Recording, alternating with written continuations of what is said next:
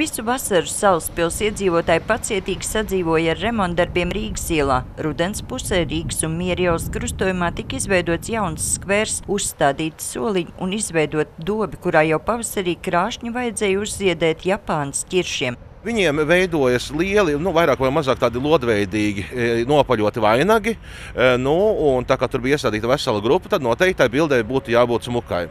Tomēr izbaudīt ķiršu ziedēšanu kādam nav gribējies, un ceturtdienas naktī visi kociņi nolausti. Zaudējums tiek lēsts apmēram 1000 eiro vērtībā, bet vēl lielāks ir emocionālais pārdzīvojums.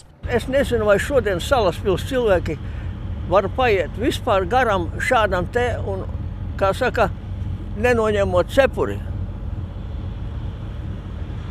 Tās ir briesmas. Salaspils botāniskā dārza direktors skaidro, ka glābjams vairs nesot nekās. Ja kociņus dobē atstātu, labākajā gadījumā tur attaugtu mežeņi. Šie kociņi nolausti tajā pota celma līmenī, tā kā faktiski viņi nav sabojāti, viņi ir iznīcināti.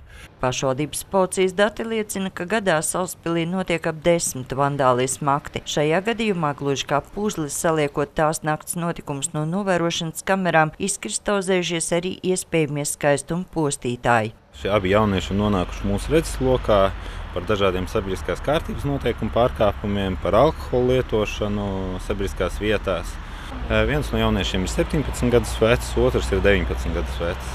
Turpmāko izmeklēšanu veiks valsts policija, kas par notikušo uzsākusi kriminālu procesu pēc 185. panta 1. daļas par mantas tīšu bojāšanu vai iznīcināšanu. Bargākais sods par to ir brīvības atņemšana līdz 2 gadiem.